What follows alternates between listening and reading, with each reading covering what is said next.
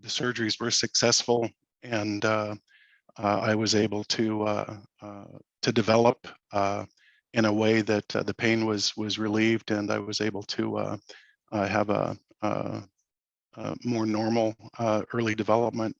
And it's left me with an enormous respect and admiration for those who struggle with a variety of both visible and invisible disabilities, and a great appreciation for the impact that it might have on folks' life. I want to also, in a moment, Missy is going to also talk just briefly about the fact that we are recording this session. Missy, why don't you go ahead before I go any further? Yeah, so just a reminder, we want to honor our session and our time with Judy today and be able to look back and continue learning from the words that we get to participate in this conversation with Judy. So with Judy's permission, we are going to record this session. I have pressed record, so you may have already seen a message pop up on your screen that says we're asking for your consent to record. That is part of our confidentiality and permission. We always like to ask for your permission so that we can transparently let you know that this is something that will probably be shared and that we will continue to learn from in the future. Thank you. Thank you, Missy. Thank you, everyone. So at ODHS, our employee resource groups, or what we call ERGs, are defined as an officially chartered group that is organized around shared culture, cultural identities, to support historically underrepresented ODHS employees and or underserved client populations. ERGs are voluntary employee-driven committees that support each other, as well as Oregon Department of Human Services' overall mission and vision. OHS formed ERGs as a diversity and inclusion best practice to leverage the collective experience, skills, and backgrounds that our most valuable resource, our employees, bring to work every day. We want to create a more engaged and motivated workforce that contributes to the success of the agency and meaningfully connects us with the populations that we serve. So wanted to emphasize again our commitment to all of our ERGs, and particularly today to AbleNet for bringing us this remarkable opportunity today. FAIRBORS did a wonderful job of beginning to introduce us to Judy and Judy's background. I'm so humbled to have the opportunity to continue the introduction of Judy today. Judy Heumann is an internationally recognized disabilities advocate. She played a role in the development and implementation of major legislation, including the Rehabilitations Act, Section 504, the Individuals with Disabilities Education Act, or IDEA, and the Americans with Disabilities Act, as well as the Convention on the Rights of Persons with Disabilities. Judy, as FAIRBORS mentioned, served in the Clinton administration as the Assistant Secretary of the Office of Special Education and Rehabilitative Services in the Department of Education. She also served in the Obama administration as the first special advisor for international disability rights in the Department of State. In 2020, Judy published Being Human, an unrepentant memoir of a disability rights activist. I love that title, Judy, and was featured in the award-winning documentary Grip Camp, A Disability Revolution. And if you haven't seen that documentary, I highly, highly recommend it. Judy is the producer of The Human Perspective, a podcast and YouTube channel that features disabled change makers and their allies. And with that, I'll take us to the next step in our process here today. Thank you. So before we start asking questions to hear from Judy, I'm going to play us a quick 2-minute clip from Crip Camp. And as you bring it up, I was eating a French fry. So in addition to whatever anybody's saying, we have great French fries at this place called Fresh Med up the block, and my roommate just got food and asked if I wanted a French fry. And for those of you who like French fries, you know you need to eat them hot or they don't taste good. So Absolutely. one in my mouth. I Thank love you, it. Judy. Enjoy your French fries, Judy.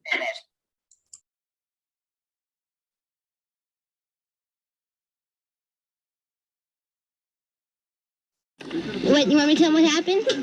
Well, two people got cramps and they're spreading. We were all very hyper about it. And I have to go shower some people. I'll see you later.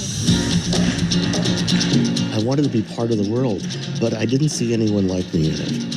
I hear about a summer camp for the handicapped run by hippies. Somebody said you probably will smoke dope with the counselors, and I'm like, sign me up.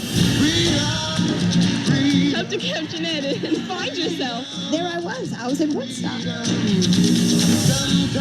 You wouldn't be picked to be on the team back home, but at Jeanette, you had to go up to bat. Even when we were that young, we helped empower each other. It was allowing us to recognize that the status quo is not what it needed to be. The world always wants us dead. We live with that reality. At the time, so many kids just like me were being sent to institutions. It was just a continual struggle. Most disabled people, like myself, are unable to use public transportation. We needed a civil rights law of our own. A rehabilitation program has been vetoed by the president because it was cost prohibitive. We decided we were going to have a demonstration. You get the call to action, to the barricades. A small army of the handicapped have occupied this building for the past 11 days. So many people from Camp Jeanette found their way into the building. The FBI cut off the phones. The deaf people went, we know what to do. That's how we communicated to the people outside the building. The Black Panther Party would bring a hot meal. We were like this. We are the strongest political force in this country. We will no longer allow the government to oppress disabled individuals. And I would appreciate it if you would stop shaking your head in agreement when I don't think you understand what we are talking about. What we saw at that camp was that our lives could be better. If you don't demand what you believe in for yourself, you're not going to get it.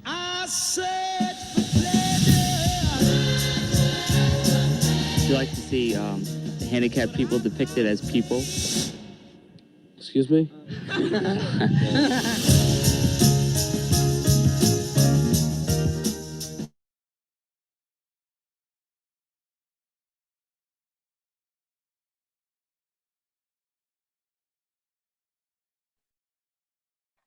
All right, so we want to say thank you, Judy, for being here with us.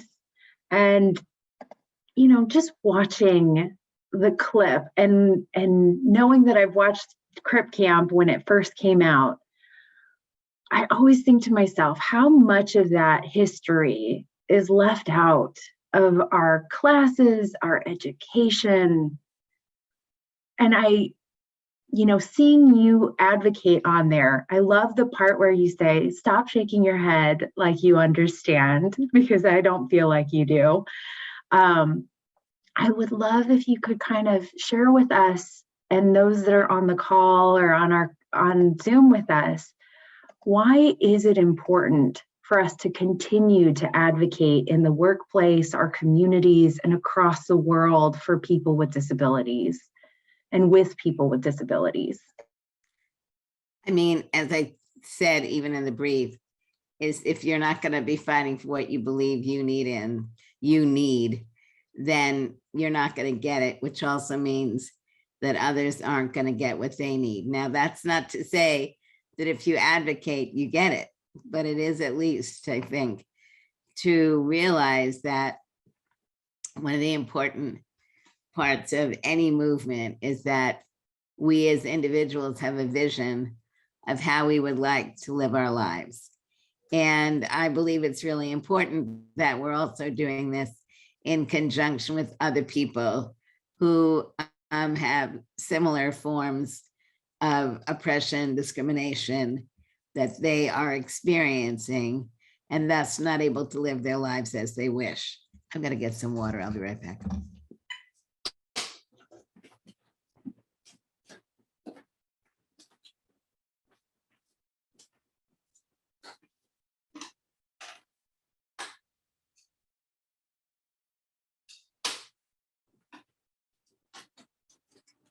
Sorry.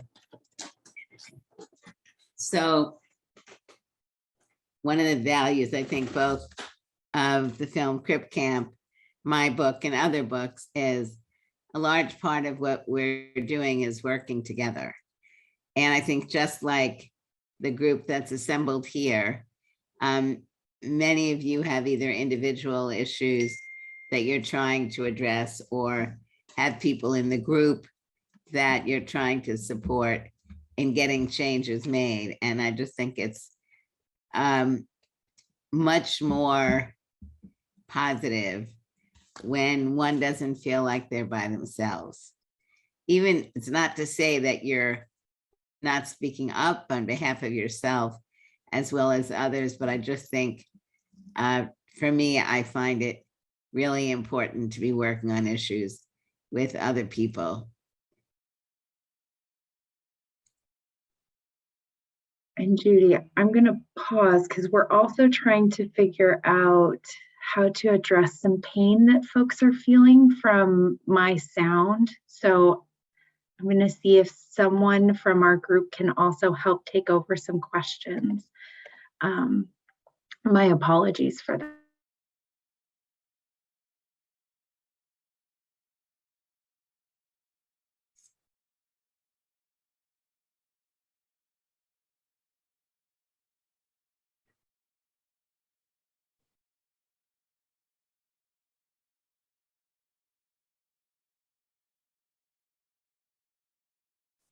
I think the issue of the music, Mhm. I would just suggest, in advance that you talk as a group about if you're going to have music, how loud the music is going to be or not, and not be surprised. And sometimes people may want to mute their sound if they don't want to hear music, but I think it's the issue of not knowing. So whoever it is that raised it, I think that's really important. And I think there is a solution to what was a problem. Thank you so much. And yeah, we want to make sure that we aren't causing any issues for those that want to hear from you speaking today. One of the other questions, could you maybe share with us about some of the systemic ways that people with disabilities are kept at poverty levels to obtain and or maintain their healthcare or services and supports? And I think that's one of the ways in which we can pay attention in ODHS to advocate and be with folks that are continuously advocating for this in our communities. Well, I mean, there's systemic issues, obviously, that, as a country, we have failed to recognize that we do not provide healthcare like countries like Canada or England or Japan or Australia or New Zealand or Germany or Italy or France, or on and on and on. And I think that it's valuable to get a better understanding of what other countries are doing and how this linkage between income and healthcare benefits is one that shouldn't exist. I mean, it does right now, but also I think for people who are working with disabled individuals to learn more about provisions of certain laws that enable people to be able to work and increase their income in various ways. And again, it depends on where you live, but also to look at states like Washington State, which has enacted a number of pieces of legislation that are raising the level of earnings people can have and assets people can have and still maintain Medicaid. So one, understand what the SSI rules are, understand what your state may be offering under healthcare. I think another issue, in addition to being knowledgeable about different provisions at federal and state laws that allow people to earn more than in the past, is really, people feel appropriately that they are at risk if they're trying to do something where it is not clear. It's, you know, on SSI, if you participate in one of the work-related programs and you lose your job, you're supposed to be able to get back onto your benefits. Many people don't trust that, and I understand that they may not trust it. So I think it's really understanding what the laws currently say, helping people, you know, learn about how to do a real careful evaluation regarding the provisions that are there to see if people might be interested and willing to try some of these. They're not all called waivers, but, you know, adaptations to different laws, but it's complex. And so, you know, I really feel like we're ultimately needing to make many more dramatic changes at the federal and state level to laws, so there can be a presumption that disabled individuals will work, will earn money, not linking healthcare to working. Because once people are afraid of losing their healthcare, which is a legitimate fear, then they're less likely to pursue employment if they're getting healthcare and possibly personal assistance services also linked to various provisions of law, like in Oregon. I don't know the Oregon laws, but you do. I think it's really, as I was saying, very important for you all to understand what provisions may exist in the Oregon law to enable people to do things like go to work, like maintain healthcare, personal assistance services, benefits, and what people do if, for whatever reason, they lose their job, their ability to get back onto benefits. And then to be looking at what are some of the systemic changes in Oregon that potentially need to be changed, learn about how things have been going in other states, and then look at applying them, getting them applied within Oregon. Am I answering your question, Missy?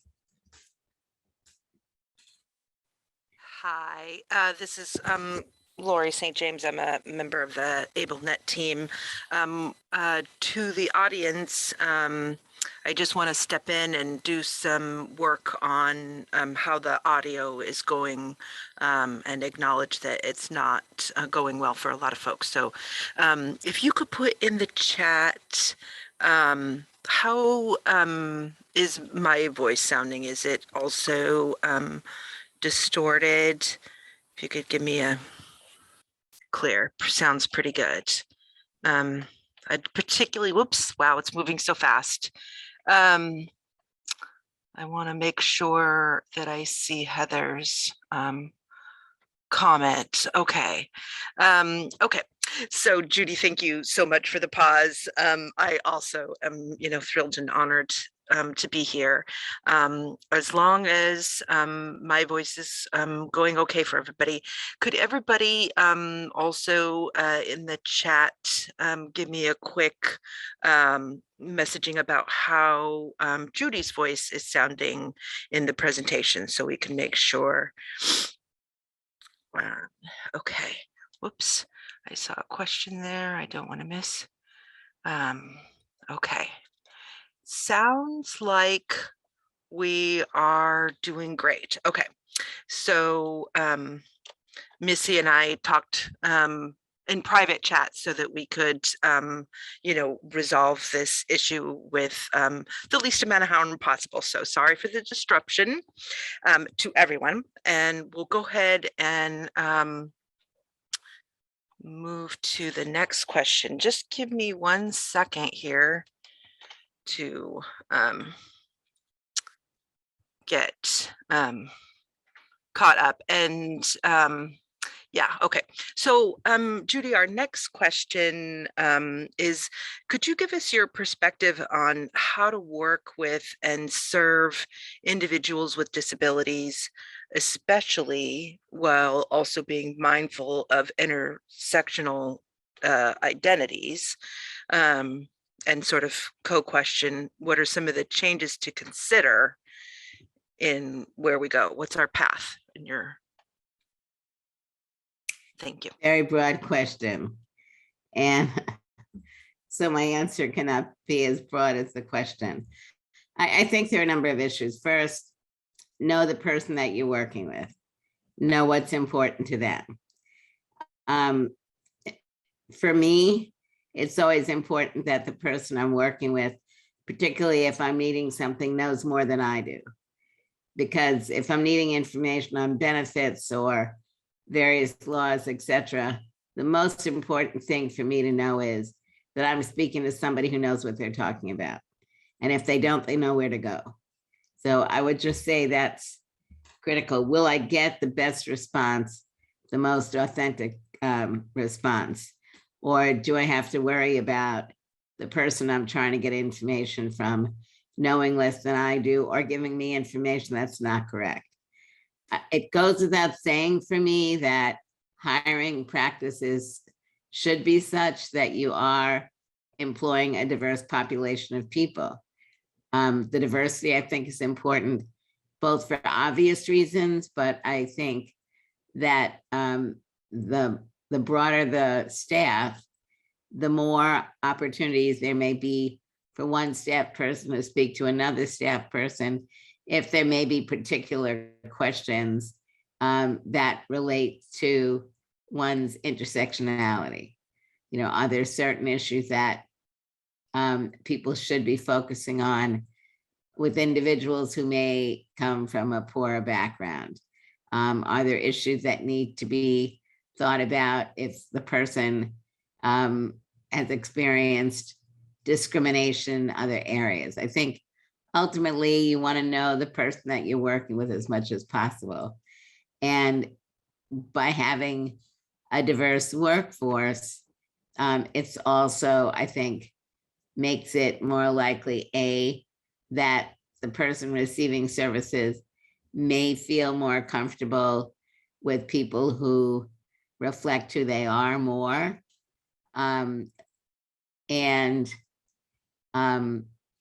You want to be able to have a degree of confidence between the client and the worker, so that people can really express and discuss issues that they're trying to address. So I think some of the main principles are having a diverse workforce is critical, getting a better understanding of what some issues may be. Are there different questions and issues for an immigrant population, for a population of immigrants who are not, quote unquote, legally here in the country, for people whose first language isn't English, the ability to get interpreters, sign language interpreters. I think, this is a good discussion for all of you. And it also seems to me that it's very important to find out from the people that you're serving how they believe they're benefiting. What did they need that they got? What did they need that they didn't anticipate getting, but appreciated getting? What did they need that they didn't get? Now, it doesn't mean that each one of you has the answers to all the questions. I mean, you know everything that I'm saying, but it may be important, that Lori knows that Christine knows more in a certain area than she does, and being able to tell someone, I will get back to you with information regarding some of the questions you're asking because I don't know that. Those types of things I think are very important. Yeah, so I hope I'm answering your question. Absolutely. Yeah, I feel like there's so much room for us to grow in the knowledge of, disability awareness and response, and, with our internally with our coworkers, and also, like you said, reaching out to find out if we're really meeting our client needs, and meeting them where they're at, and not just a survey, but really getting the good answers. And I think, also in gathering information from people you're working with, making sure that there are opportunities for keeping staff abreast of changes that are going on, issues that are coming up, and also ways of training staff about issues that, if you get any complaints about your clients feeling that they were not being respected or listened to, taking those kinds of comments and looking at how you can integrate that into trainings that you're doing, formal or informal, articles that you may want to send around for people to look at. So that actually segues really well into the next question, kind of on the subject of, the relationship of disabilities and employment and the clients that we serve. Internally, employees, including myself, unfortunately, have felt challenged, felt unheard, a little challenged when disclosing disabilities and requesting reasonable accommodations. Like, it's either like it's the magnifier effect, or when people come to me regularly and be like, they're celebrating that my accommodation is like, well, we're working on it. We're so excited. We're working on it. And that feels uncomfortable sometimes. And like an unnecessary spotlight, right? I'm wondering what your experience with that is. I mean, is that common? Are we missing something? Well, obviously we're missing something, but yeah, tell us about how you feel about the reasonable accommodation process. And particularly, sorry, I know we do these long questions. Are there any models that you would speak towards, whether it's national or international? That's the question. So going to the second question, I'd say two things. One, IBM put a system in place a number of years ago that allowed workers to order things that they needed for their job that previously they had to get all kinds of approvals from, and different people, that they got rid of all that. So I don't know where it is today, but I would say that IBM would be a place that I would look at. There also is this organization called Disability In, which is an organization that works with companies. So obviously your government, but I would say it would be interesting to find out from them what some of the more advanced models are for people to be able to get accommodations in a timely manner. I think, one of the problems, and you see this in various ways, is that things become so medicalized. And one of the issues around IBM is that my presumption is they look for items that people were typically asking for, and just got rid of the multi-layers for approval. Other things I've seen, and I am not giving you an exhaustive answer. I know that when I worked at the World Bank, at one point they bought everybody an ergonomically designed chair, because the better the chairs, the fewer problems people were having with their backs. And also standing tables so that people could work at their desk and have the computer go up and down, as an example. But I think really simplifying the system, not assuming that people are asking for things that they don't need, and looking at whether or not you have a system in place, not only to be able to acquire, because I think this is another issue. People acquire certain forms of technology and then nobody knows how to use it. So, and I think of things like, naturally speaking, the voice activated software, where it frequently, except for the exceptional person, really does require training.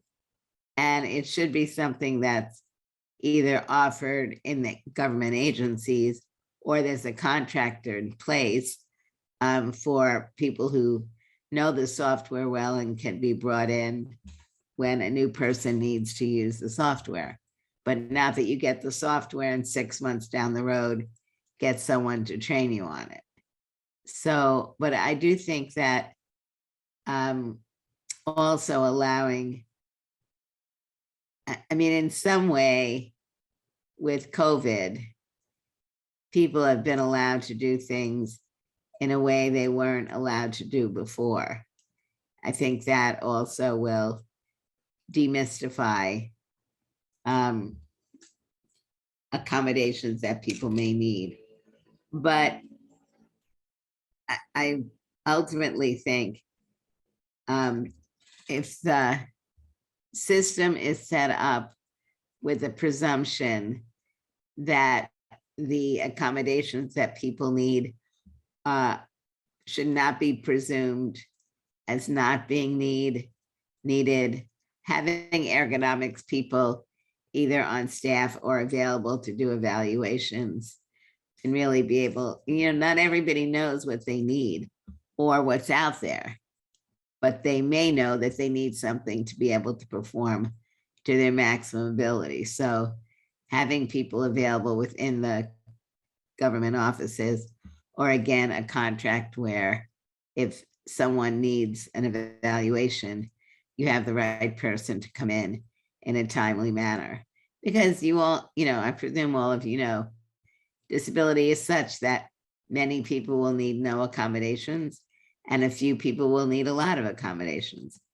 Ultimately, you want people who need the little or large accommodation not to feel like they're a burden, but to feel like they're a good employee and the accommodation will allow them to perform better and produce more for, in this case, the government agency. I really appreciate that perspective that, I mean, to surmise, just to, I'm a person who also needs this other thing to to perform my job exceptionally well, regardless of my abilities. I want to honor a couple questions in the chat. A follow-up question from David.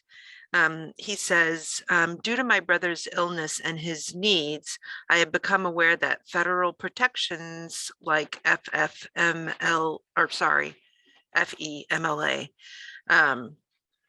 do not apply to siblings, to a sibling. And David is the only supportive family member of his sibling. He goes on to say, I would imagine that this has an impact on the person that have both visible and invisible disabilities. Any thoughts on advocating to change this policy, the federal policy? What do you think about that, Judith? Well, I mean, you, I don't know, is it in the statute or is it in the regulation? I don't know offhand, maybe David knows, but I believe the, federal, oh, look, David's gonna come on and tell us some more. Go ahead, David. Yeah, when I checked it out with Human Resources, I was basically told that none of the federal protections for family leave, I think there's FEMLA, and then there's another one, I'm blanking on what it is because it doesn't apply. Some people have tried to use it and get around it, but it's very OFLA, that's the other one, OFLA. It doesn't apply to a sibling except for some kind of very rare circumstance. And thereby, there's nothing, like the only thing I can do is use vacation time and sick time to take time off to care for my brother who has stage 4 cancer at this point.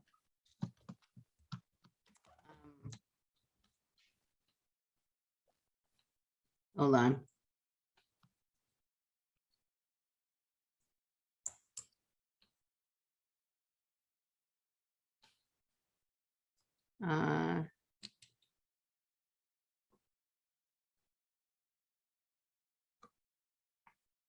I'm looking at something.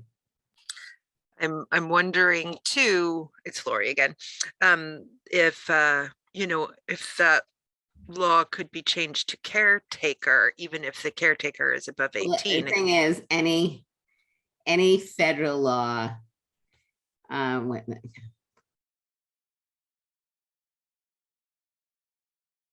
Hold on.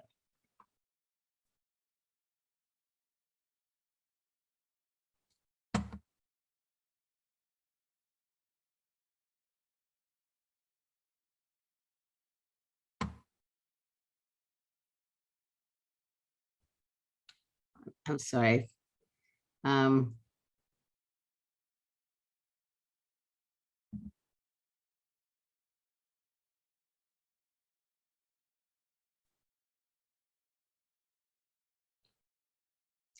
Okay, so the DOL currently, as of 2015, FMLA leaves to care for a relative. I'm sorry, FMLA leave to care for a relative is generally limited to caring for a spouse, son, daughter, or parent, an eligible employee standing in loco parentis to a sibling who's under 18 or who is 18 years old and incapable of self-care because of mental or physical disability, may take leave if the sibling has an FMLA qualifying serious health condition. It says sibling advocacy groups have been quick to use these simple one-liners above as their golden ticket for employees to take FMLA leave to care for their siblings. I don't blame them, I would too. So it seems to me, David, that it's a little bit murky because it seems like it isn't a hard and fast no. You have 2 good US senators, and I presume your congressional delegation is good.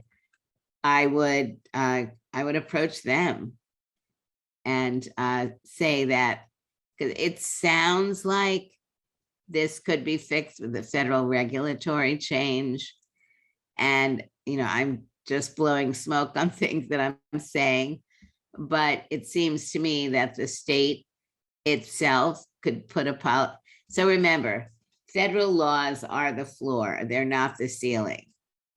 So it would seem to me that Oregon itself could state that FMLA in the state of Oregon will include family members who are not mother, fathers, husbands, wives. So that's one way I would look at it. So I would take a couple of approaches. One, look at the state, or maybe one, look at your US congressional delegation, see if any of them are serving on a committee that deals with the Department of Labor. That's who I would go to first. Second, I would look at any of your state representatives that are serving on committees that deal with state labor issues. And third, not necessarily this order, look at what the Federal Department of Labor could do to issue a more clarifying statement like they did on this other aspect.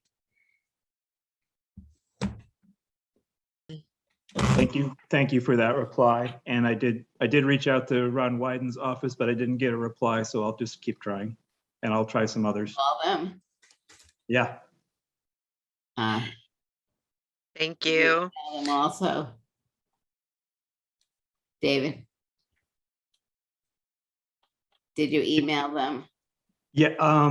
Yeah, I went onto their site and I had to fill out some kind of a form, and I contacted them that way, but maybe I just need to call and try to talk to a live human being. Yeah. But I'd also look at one of your congressmen to see if anybody's on Labor Committee. Good idea. Thank you. So I want to acknowledge that there's a few questions in the chat, which I will catch up to shortly.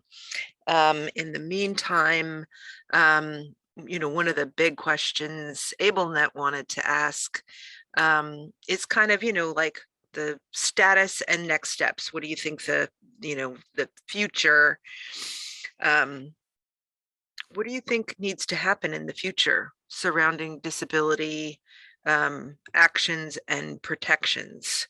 What do you see as on your what we need to do and wish list? I mean, again, this is a huge question, so I will give a little answer. First, I think it's very important that we continue to expand the movement. I think it's really important that people who may privately be identifying speak up more and join groups like yours. People who have disabilities but are fearful of disclosing, looking at ways of getting them to feel more secure in disclosing, because I think numbers are very important for a lot of reasons. So there's so many people with invisible disabilities that I think it's very important that those individuals feel more empowered, that they can speak up about their disabilities in a way that, when we talk about intersectionality, it means our ability to bring our whole self forward. And if you have anything that's of importance to you and you feel like you can't bring it forward, then that minimizes your impact. Now, I understand that, so I'm not being critical of people who don't want to disclose various things, disability only being one of them. But at the end of the day, I think the broader our movement, the more powerful we are. I think, implementation of federal and state laws is obviously a very important issue, whether it's in education, employment discrimination, housing, transportation, whatever, again, people knowing what the laws should provide, what they are and what they're not. For example, a lawsuit that was brought against LA in the last number of years for LA not, in fact, complying with federal laws on housing, and winning a settlement that now is requiring LA to go back in and spend a pretty penny on something that they shouldn't have had to go back in because they were violating the law. A similar lawsuit in Chicago in housing. I mean, our ultimate objective should not be to have to litigate for many reasons, but litigation is something that sometimes needs to at least be considered. With the courts as they are now, I'm a little more hesitant on thinking as quickly about going to court because of some of the judges and courts that we have that are making really bad rulings, not just in the area of disability. But nonetheless, I think the constituents need to be knowledgeable and empowered. Our numbers need to be reflective more closely to CDC's 60 million disabled individuals. You know, if we had 5 million disabled people that were really strongly advocating on issues around disability, that would allow us to move forward. For me, things like healthcare, which was better, more right across the country, durable medical equipment, hearing aids, glasses, dental care, all those things being provided in all medical packages, I think is very important.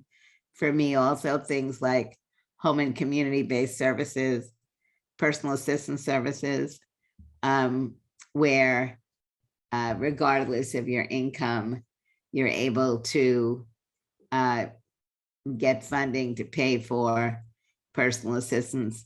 Certainly the Build Back Better legislation had the language on home and community-based services gone through, it would have provided $450 billion that would have gotten rid of all the Medicaid personal assistance services waiting lists, which would have been amazing because that's another way that some people can come out of poverty using other provisions to be able to get a job and keep their job.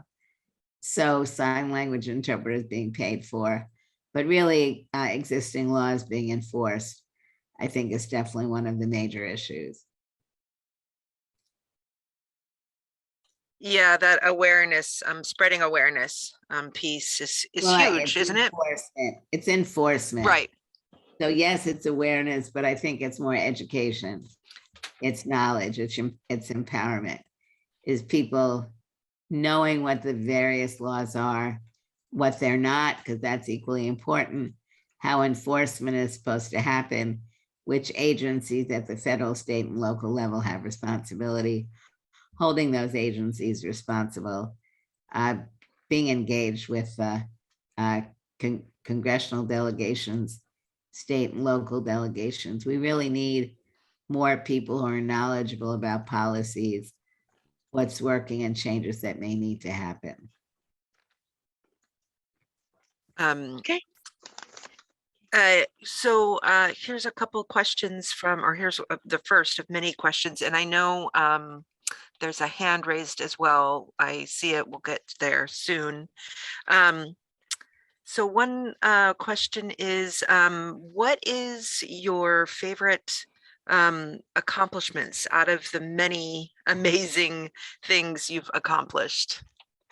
I mean, I would say being able to work with so many other disabled people and to really see an expansion of the movement. I think that's intergenerational and the breadth of the diversity of the community really coming forward. I think that's something I'm proud to be a part of.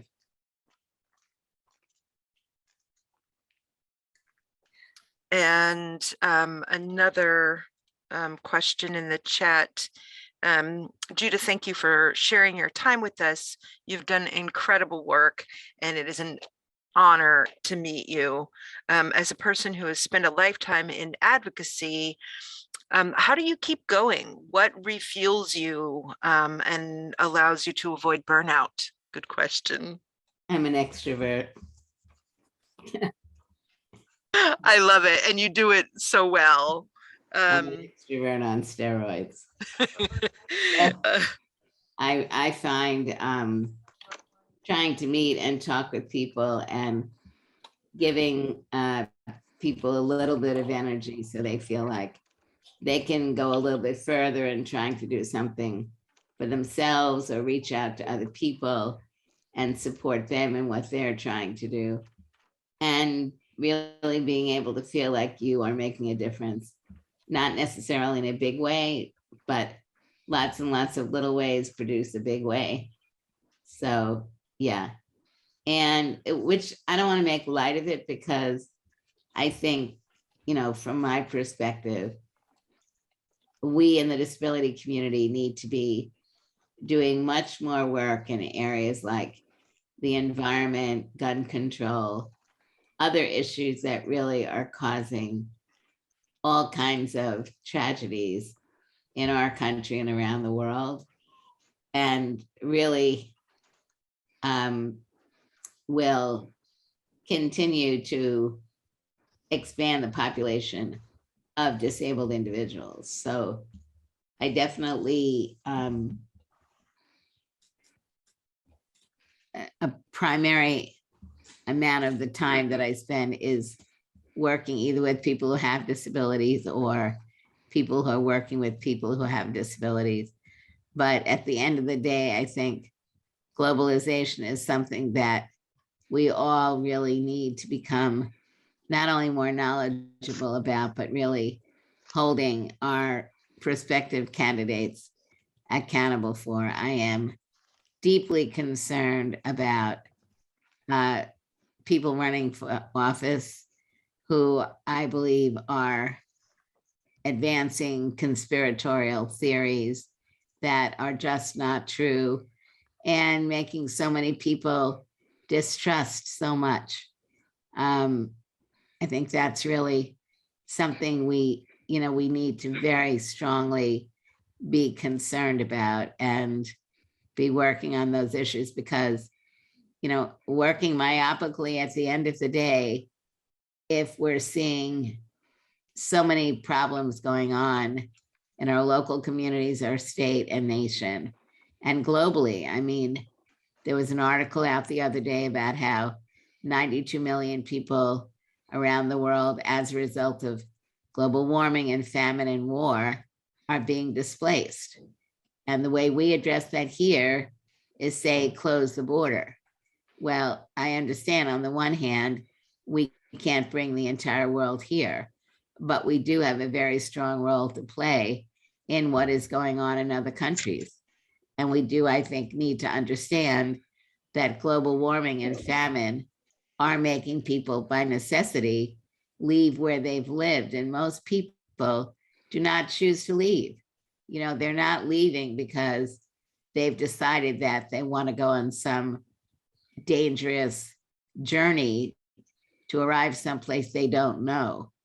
And I think we just need to, I think we need to be more responsible as a country. And Oregon has done some very good things over the years in advance of what other states have done. And so it's not keeping optimism as much as really feeling like we've got to make a difference.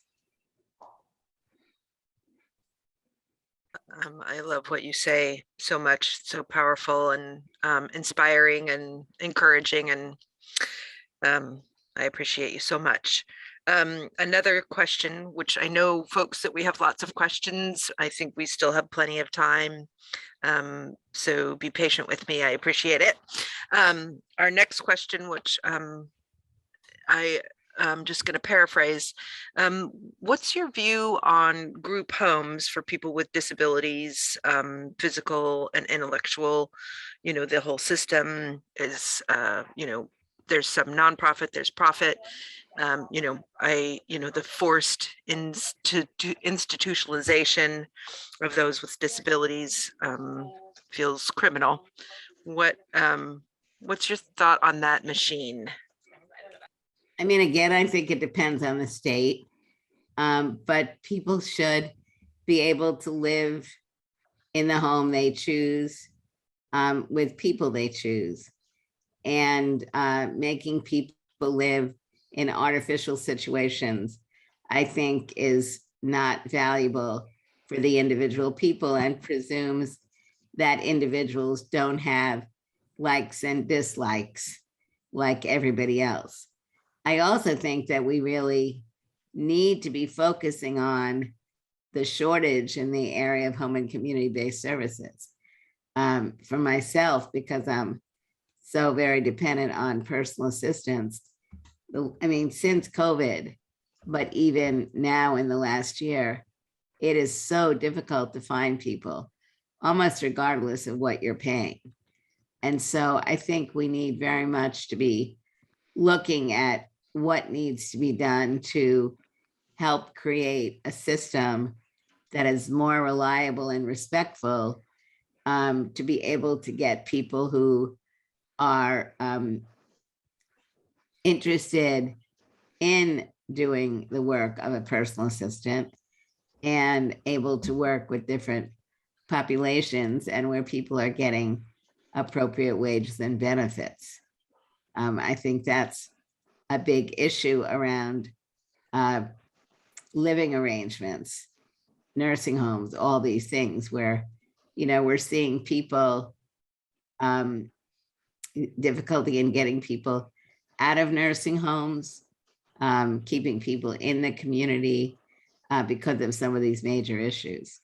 So I think philosophically, it's an important discussion, but I think very much we need to be looking at the policies and practice and budgets that are being allocated to ensure that we are able to meet the needs of people to be able to live in the homes of their choice. And as I said, with whom they choose. Thank you for that.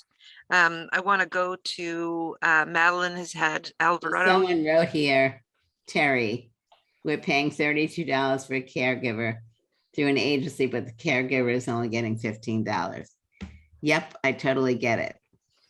And I think, you know, right, I've never gone through an agency, but in the last 6 months, I've been going through an agency.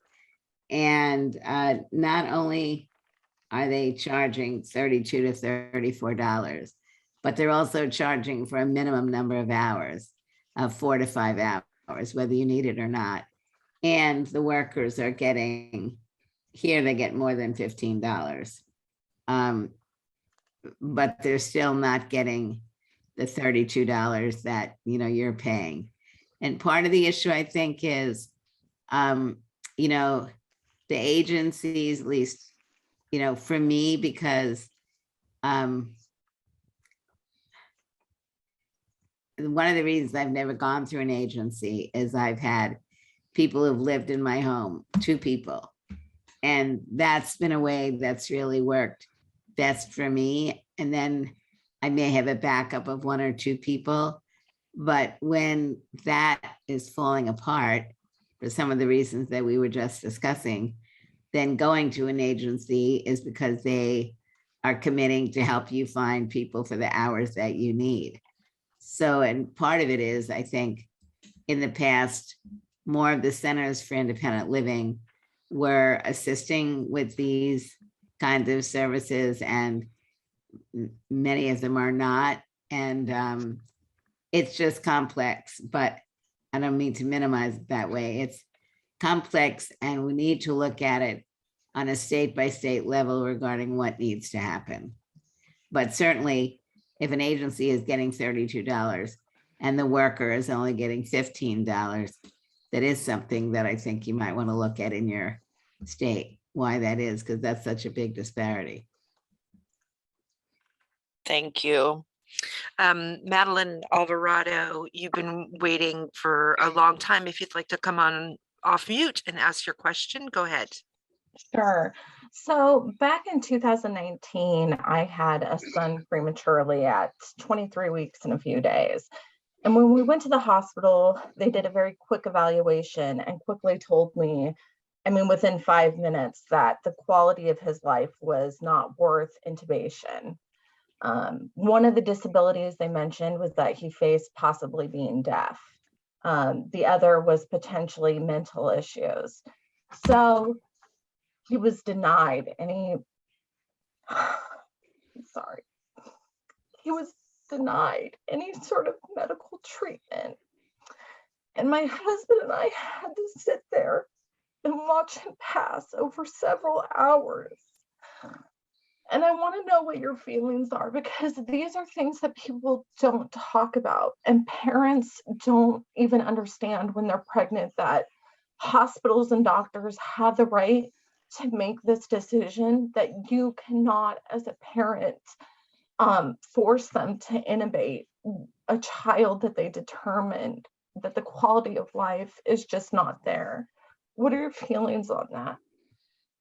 Again, I'm not an expert on certain aspects of this.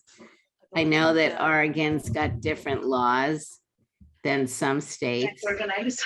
Yeah, I thought, well, while I listen, I'll like clean drawers and. So I'm already at 1. Okay. Someone needs to mute. What's scheduled to get to me out a week. Okay. Hi, if you are not on mute, yeah, go ahead. We're ready. Okay, thank you. So I don't know, quite frankly, what Oregon's laws around healthcare are and whether it gives the doctors authority above and beyond what the family wishes. I don't know. I think the laws, again, may be different in different states, because I know when my dad was dying, you know, there were certain things in New York that I think were different than in other states. But the broader issue is the way you're describing it, the doctors feeling that certain disabilities would make your son's life not worth living, I think are issues of grave concern. And obviously, you and your husband were wanting interventions, and it's a very desperate time. So there's nothing else you likely could have done. But more broadly speaking, I think, you know, looking at organizations like Protection and Advocacy to find out, you know, what the law does and doesn't say, in order to be able to get them to participate in a discussion like this. But ultimately, I think finding out whether a doctor or doctors can overrule a parent's wishes, because that's ultimately what was being said.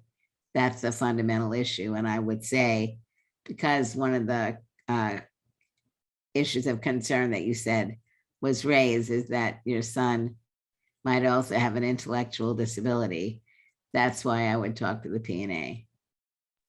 Thank Because you. they'll also know, or they will know how to find out from other states what state laws are and whether or not any of the P&As are challenging these state laws. Because remember, when COVID came out, states were trying to put in place policies that would have restricted disabled individuals whose lives were considered less valuable than non-disabled people, would have restricted their ability, would have enabled them to not provide services.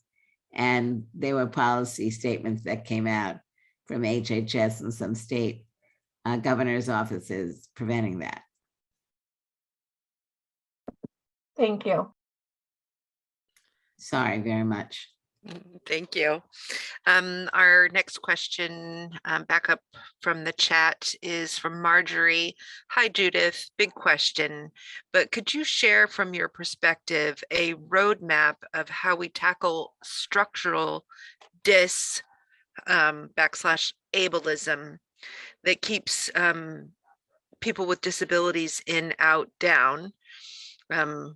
What, in your view, if the high-level roadmap you'd share with next gen of disability leaders and activists? I think, yeah, ableism is a big topic.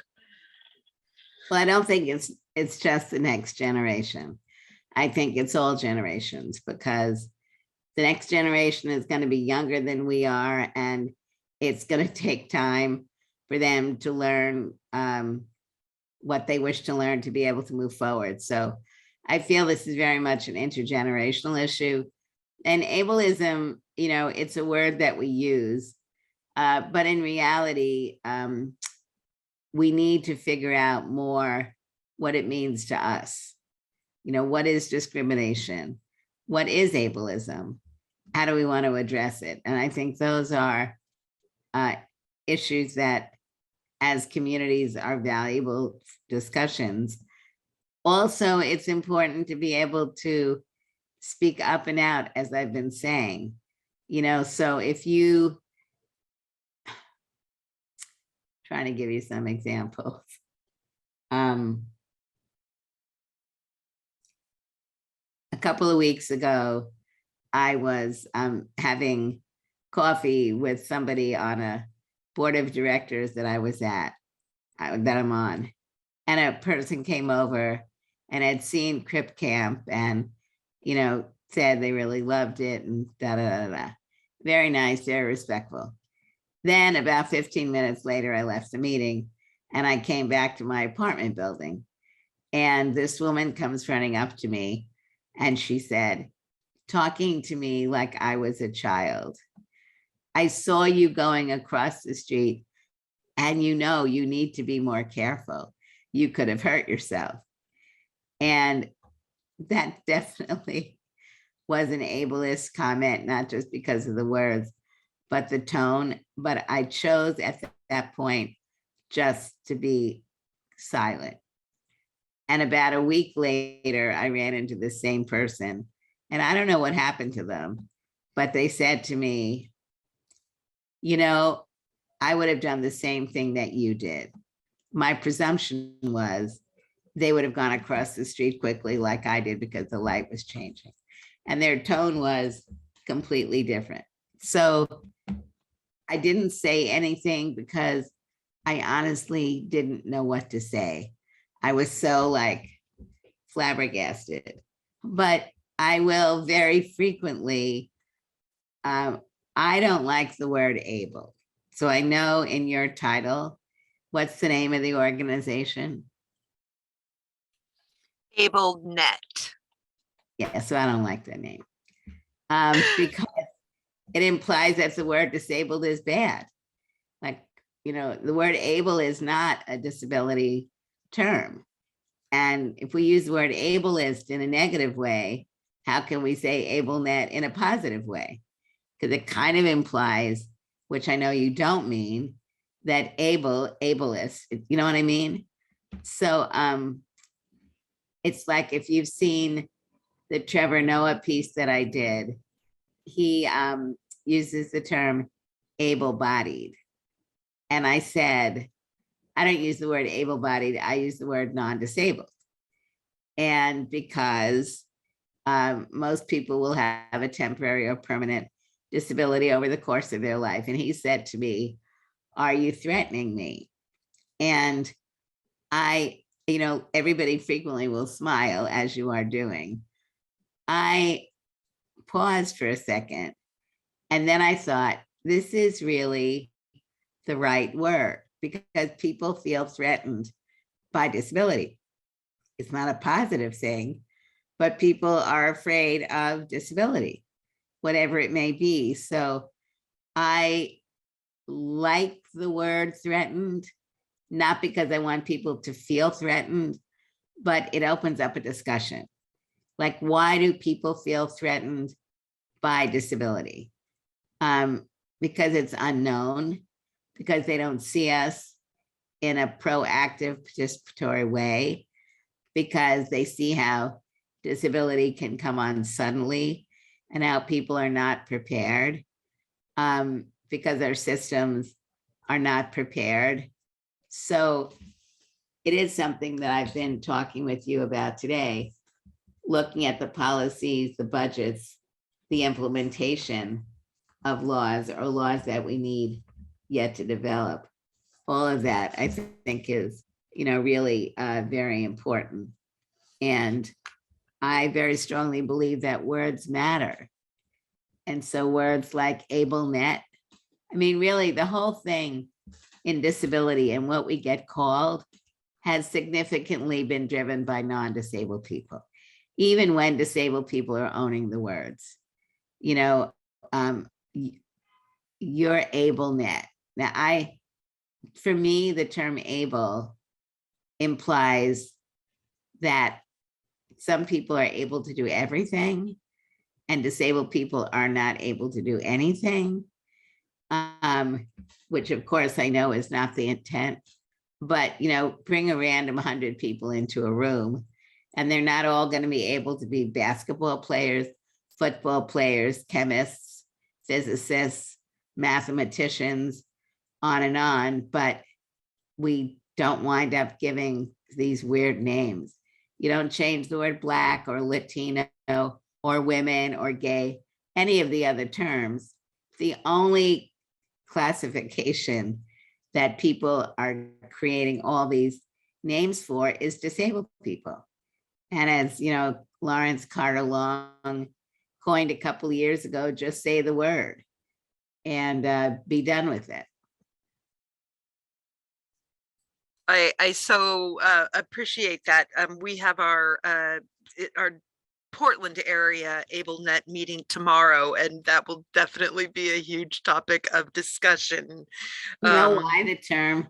Do you know why the organization was called AbleNet?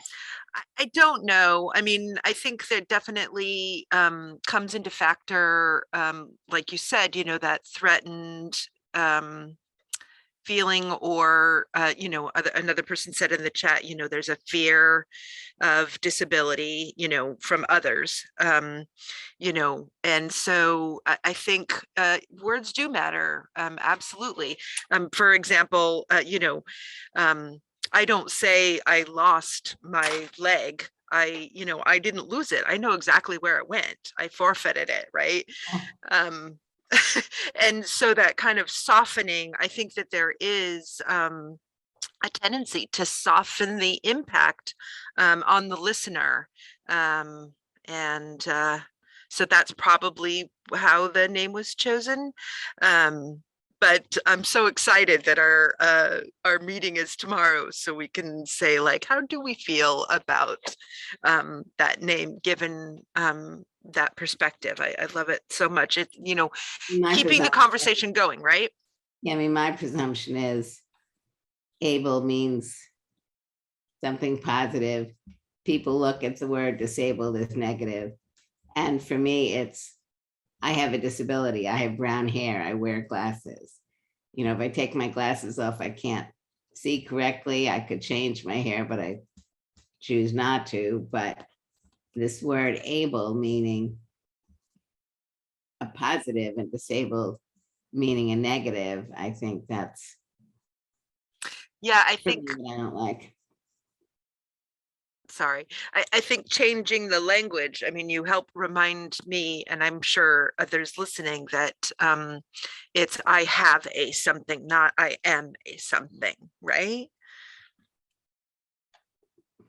Okay, let's lots and lots more questions. Hopefully we'll get to all of them. Joseph asks, would or do you mentor advocates to be that next generation for advocacy? Yes.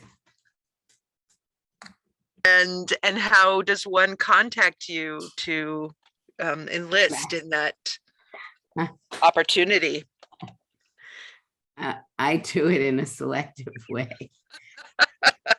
There's an organization called AAPD. They have a mentoring program, and I mentor someone every summer. I mentor people during the year, not officially, but people, particularly younger people, who will call, and I'll talk with them, and I may speak with them a number of times. So I definitely mentor. I'm sure many, many people here would like to get under that wing with you. I can't find the author of this, but another person is asking, thank you, Judy, for speaking to us and your incredible life's work. I'm curious, Ree, your thoughts on disability not being a protected class constitutionally. Is this something you think should be a priority, or is the ADA robust and sufficient enough without this constitutional protection? Good question. I'm not a lawyer, so I would say that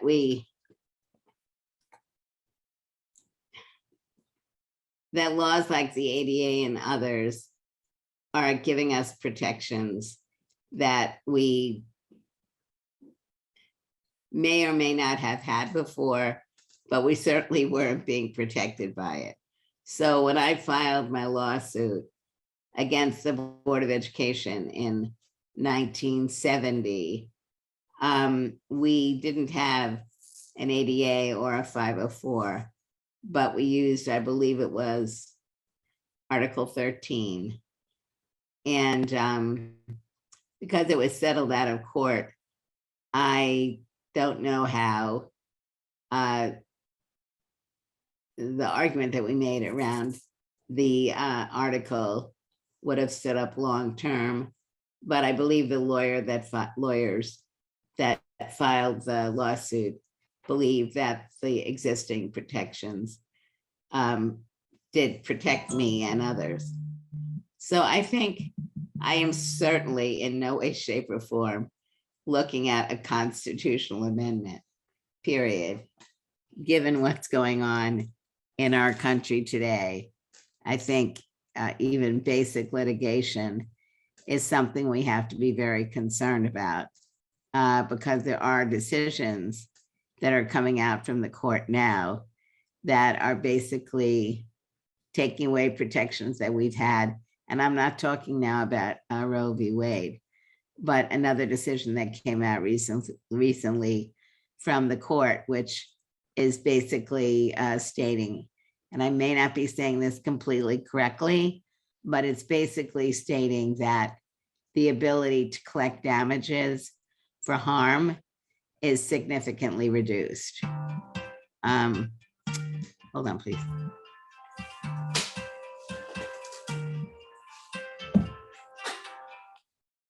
Hello.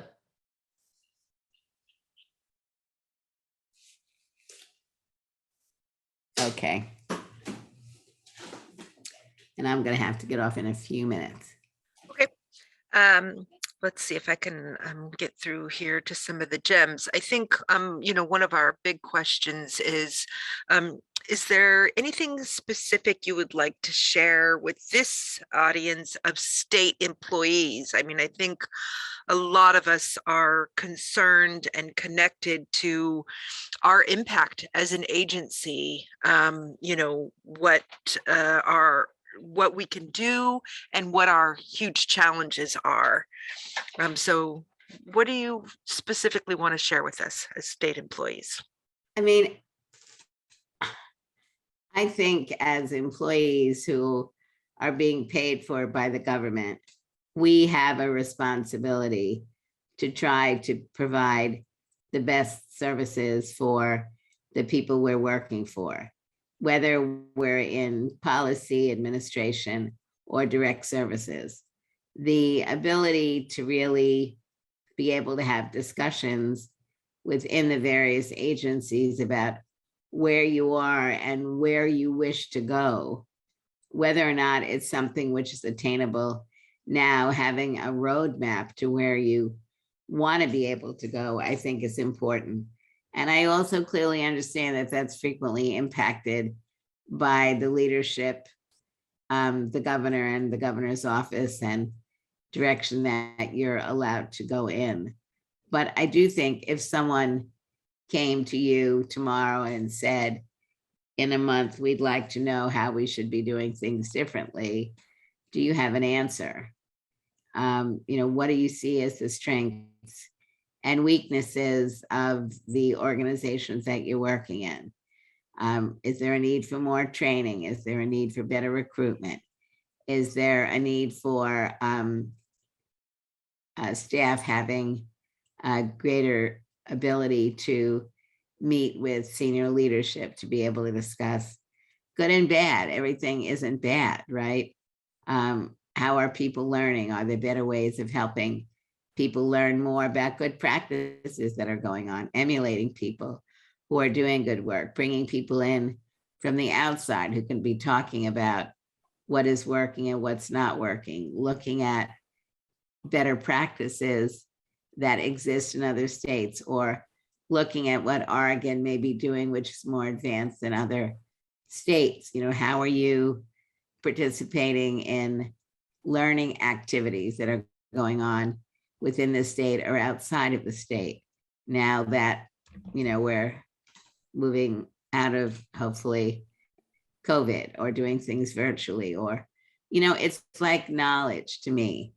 How do we keep ourselves not only informed, but how do we help create an environment where teaching and learning is basically an integral part of what we're doing? And what are we doing when we feel we're not able to do our job as effectively as possible, understanding that that ultimately is maybe doing harm to the people that we have responsibility for.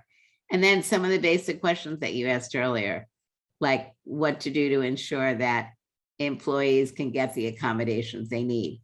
Some tangible things, you know, this is a specific issue relating to employees of the government of Oregon. What can be done over a year or two period of time where you can be speaking about changes that you made, the positive impact it had on employee morale, whether or not you needed an accommodation, being able to see that other people who may need, in this case, an accommodation, how it improves their work, how it improves, you know, the morale of people to see that they are being respected and listened to, and that in this case, an accommodation is something which got appropriate attention in a timely way. But I think this is a great question, and I'm sure one that you're asking yourself.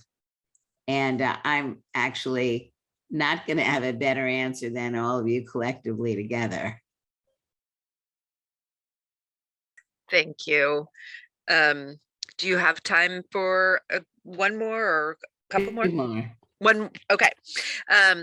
A coworker is asking, I have multiple sclerosis and walk differently because of it. I get a lot of questions from my clients. Every time I talk about having MS, I get emotional discussing it. Like, how can I proactively discuss this with new future clients? I have this question, similar question as well for myself. Again, I can't answer that for you. I can just say that for me, you know, thinking of examples that I can be given in the discussion that I'm having with an individual person. If there's something relevant that I can say I experienced as a result of my disability, then I say it. Not all the time. It really depends on the person and the audience. I think, you know, disability in many cases changes. And so, you know, as a person with MS, you've gone from not having a disability to having a disability that I presume changes from time to time. And it does get back to something that I was discussing earlier, which is, you know, the need to be able to not only get support from family and friends, but also to be looking at certain things that you may believe you need in the future. So are you living in a place which is accessible? Is it possible to make your place accessible? Are you needing to learn more about the kinds of supports that you may need? Are you worried about money? There's so many different things. So I think having a good support network that can help you think through some of these issues. And as we all know, there aren't answers to all questions, nor do we know all questions to ask, you know, but I think it is important to try to have a formal or informal network of people that we can talk to, people who may have had similar experiences where you can learn from them what they've done, and you can call on them from time to time to get advice, guidance, just to be able to talk with them about fear. I mean, we all have fears for various reasons. And, you know, you need to be able to legitimize those issues and get support, and at the same time, clearly understand that we may not have answers. I mean, certainly for me, the last 2 years around the personal assistance service issue has been like major, because I've had, my husband has a disability and his disability. He had a pressure sore and a series of UTIs. So, I mean, for me, you know, what I've learned is there is no coordination in the healthcare system. Sorry. And it is important for me to have people that I can speak with, if nothing else, just to complain and bitch and get a little bit more strength to do more problem solving. Yeah, I think for many of us, by necessity, we have to be good problem solvers.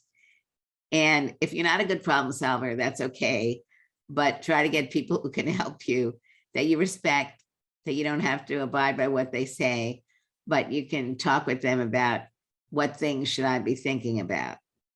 You know, sometimes there's so many things you have to think about that some things. I had an attendant show up the other day and I literally could not remember her name. And so I'm like, what is your name? I don't like to do that, but I really had no idea because there were so many different people coming and going. But I think groups like this are important. I so appreciate your passion and vulnerability and willingness to share, you know, all your information, your knowledge, and your grace. I mean, you all have a lot of knowledge and information, and sometimes it's good. Bring somebody in who's got, I don't even know, a different perspective, but a new face, a new voice. But at the end of the day, I hope what this discussion does is reinforce that I really haven't said anything new. You may hear it differently. You may learn a little something differently, but at the end of the day, I think most of us have, you know, the same objective, that we, you know, as state employees, because I worked in the federal government for many years. I worked in the district government as a director, and my positions have been, you know, different, because I have had political positions where I've been in a position where I can be dealing with policies and practices, but it's been very interesting to look at what can be done when, you know, can really help empower staff to do the right thing. But on the other hand, I also, when I came into the Clinton administration, I'm sorry, I'm a Democrat, I'm partisan, I don't know what your politics are. But when I came in after 12 years of the previous administrations, there were a good number of staff who really had been pretty much told to walk the line, and that their ideas and values were not necessarily welcomed. And coming in and talking with people and getting them, you know, getting us to say to them, we may not agree with you, but please let us know what it is you're thinking. It's important to let people know that. So, yeah. Thank you so much for spending time with us today. I know that there were many questions that we didn't get to, just for time's sake, and just, because you are such a pleasure to be with. I think there was inspired a lot of questions. And, I feel like it's good to keep talking on this subject, And having acting. conversations and We acting. want to be able to have results. I think that's, Yeah. I mean, one of the reasons why I thought one of the first questions was really important as it pertained to accommodations is that is a very practical question that can affect many people. And it is an obligation of the agencies to ensure that people who are requesting accommodations at the very minimum are heard in a timely manner. And so being able to make a change like that, I think can be beneficial both to those administering the program, to people who are in need of personal assistance or accommodations, and also send an important message that things can change. And I think people need to see that. Absolutely. Don, Thank you so had much, something to Judy. say. Yeah, please, Don, can you lead us out? Well, just so grateful for your time and for your ability to bring some new ideas to mind and to reinforce some ideas that we have. And the call to action, I think, is really critical. So thank you so very much. I really appreciate your time, your generosity. Great to meet you all, at least some of you. Thank you. We'll stay in touch. Take care, please. Bye. Bye-bye, everybody. Take care.